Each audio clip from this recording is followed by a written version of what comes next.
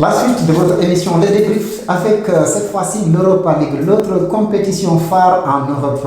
Ce sera Atlético Madrid, Olympique de Marseille. L'affiche, disons, de la finale à l'issue donc des demi-finales. Retour disputé ce jeudi qui ont vu en tout cas, disons, l'Olympique de Marseille décrocher une qualification dans la douleur au bout du suspense d'ailleurs, disons basculé, mais cette équipe marseillaise a su tenir le bon bout quand même avec quelques coups de chance pour décrocher cette qualification, grâce notamment à, disons, Cristiano Ronaldo, on le dit comme ça, disons, qui a inscrit le but qualificatif pour l'équipe de l'Olympique de Marseille. Disons, c'est un inattendu qui est venu donner ce coup pour sauver tout un peuple, toute une colonie de supporters, parce que Marseille reste quand même le club les plus chauds bouillants.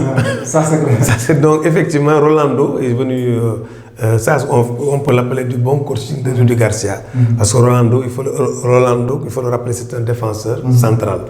Donc il n'a pas démarré ni au match aller ni au match retour, il était sur le banc. Mais quand la situation était devenu intenable. Et après, à la 101e minute. Voilà, 101e minute, parce qu'en fait, Rudy Garcia. 111e pour marquer à la 116e. Voilà. Donc, en fait, Rudy Garcia, il a fait ce changement-là, c'était pour stabiliser la défense, pour ne pas prendre un troisième but, synonyme d'élimination.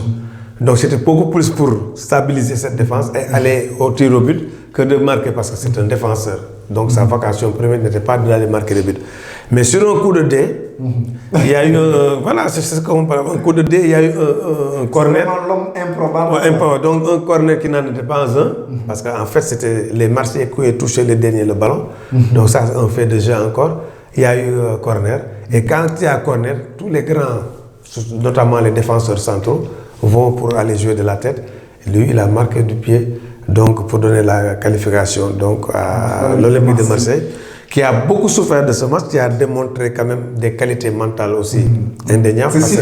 Parce qu'il ne fallait pas céder, malgré la pression de Salzbourg, qui a quand même démontré aussi un football. Salzbourg a surpris plus d'un mois. Personne ne pensait que cette équipe-là avait autant de qualités. Et ils ont démontré hier que c'est une équipe qu'il faut prendre en compte, d'autant plus que... Ils ont beaucoup raté aussi. Ils ont beaucoup raté. Ils ont aussi vu défiler de grands joueurs tels que Sadio Mané, qui a joué à Salzbourg. Il y a Naby Keita qui va rejoindre Liverpool. Donc moi je pense que Liverpool regarde souvent du côté de Salzbourg pour récupérer ces jeunes. pour choper ces jeunes. En tout cas, c'était un bon match hier, de très haute facture, de très haut niveau entre les Autrichiens de Red Bull Salzbourg et l'Olympique de Marseille. Et finalement, le résultat est là. Marseille va disputer sa 5e finale de Coupe d'Europe. Ils font mieux quand même en Europe que le Paris Saint-Germain. Ah oui, ça, c'est de loin. Ils font mieux que le Paris Saint-Germain, malgré la différence de budget entre ces deux formations. Mais Marseille, c'est comme vous le dites, c'est des supporters, c'est toute une ville derrière. L'équipe a été assez quand même désorganisée hier. Oui, mais ça se comprenait parce que quand même, ils partaient avec 2 buts d'avance. En premier mi-temps, 0-0. Donc, tranquille. Ils reviennent en deuxième mi-temps, ils prennent un but. Tout de suite, ils sont dos au mur. Ensuite, ils prennent le deuxième but. Donc, il suffisait d'un tout petit but pour être éliminé. Donc, ça... Malgré l'expérience de ces joueurs-là, il fallait avoir un bon coach qui puisse les maintenir, et surtout un Payet qui a été au sommet de son art. Ah oui, Payet quand même, c'est la deuxième moitié de saison. Donc il a envie d'aller à la Coupe du Monde, ça se comprend. Donc maintenant avec cette finale-là, Marseille est en train de sauver le football français, parce que la finale se jouera à Lyon. Donc il faut avoir un club français à ce stade-là. C'est bien fait quand même pour l'Olympique de Marseille. Et puis on dira véritablement que l'homme du match a été quand même Pelé. Pelé quand même, avec 35 ans quand même, mais qui parvient à sortir le grand jeu. Il a encore du beau reste. Ah oui, Yohan Pelé, on l'a connu, il a joué au Mans. Donc c'est sous la direction de... Qui, vous savez, Rudy Garcia.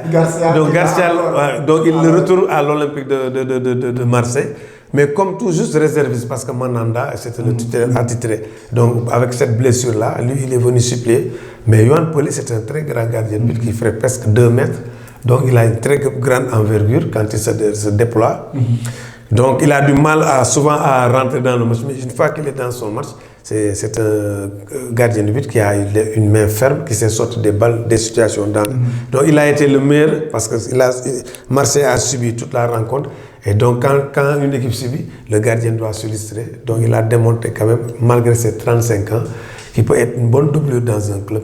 Ça c'est clair quand même. Mais, voilà. En tout cas, l'Olympique de Marseille va retrouver l'Atlético Madrid le 16 mai prochain en Lyon pour cette finale. Les Colchoneros, disons, habitués des grands événements européens aussi, ils ont été au rendez-vous hier face à l'équipe de Arsenal pour ce match retour. Après le match nul à l'aller, un bout partout en Angleterre, l'équipe de Diego Simeone a fait l'essentiel en assurant un but qualificatif pour cette finale. Donc l'Atlético va jouer une finale de Coupe d'Europe, mais hier nous ont montré un vrai Atlético avec le style qu'on connaît de cette équipe de Diego Simeone.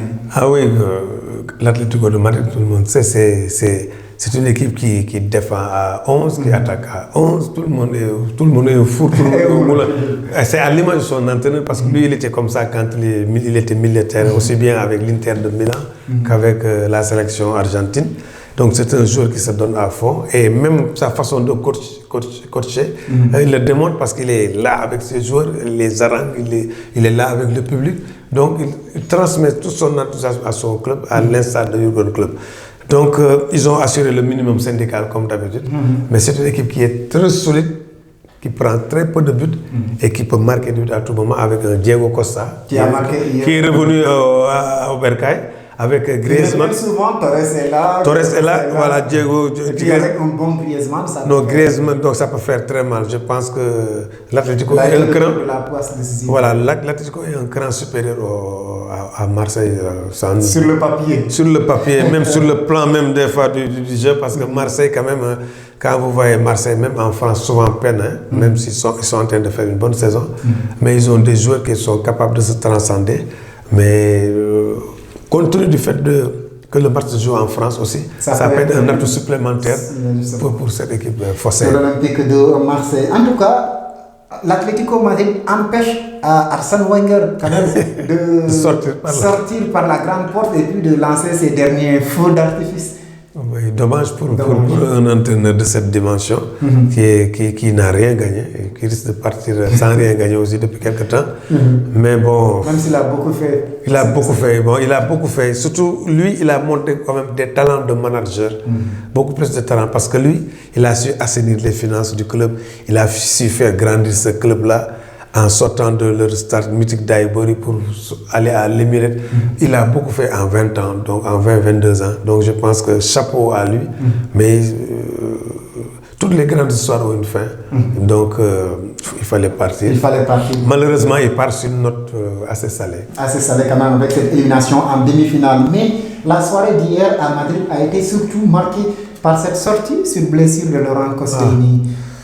C'est inquiétant. C'est dramatique même. À quelques semaines du coup d'envoi de dramatique, la publication de la dramatique, je dirais, parce que quand même une rupture du tendon d'Achille, ça c'est la fin de carrière pour un garçon de 33 ans. Donc moi je pense que c'est malheureux. D'ailleurs on l'a senti, dès qu'il a senti qu'il y a quelque chose qui s'était brisé, il a pleuré, il a tapé, donc il savait que non seulement il allait quitter ses partenaires, mais il savait qu'il n'allait pas aller à la Coupe du Monde. Il savait que sa Coupe du Monde était terminée, compromise. Justement. Alors, Atlético Madrid, Olympique de Marseille. Quel match, quelle finale? Une finale avec deux styles différents. Parce que d'abord, le style des Colchoneros, comme vous le savez, une rigueur et un enthousiasme. Là, Marseille, qui joue en terre française, donc à Lyon, en terre conquise, parce que déjà tout le public français sera derrière. Ensuite, donc, je pense que Marseille va essayer d'accélérer le jeu pour s'en sortir. Mais attention aux Colchoneros qui sont très forts. C'est une équipe qui mérite quand même une Coupe d'Europe depuis 4 ans. Et puis, parce qu'en fait, c'est une équipe qui a que des internationaux. L'axe central est composé de défenseurs centraux de l'Uruguay. Il y a Griezmann qui est en France, Diego Costa qui est en Espagne.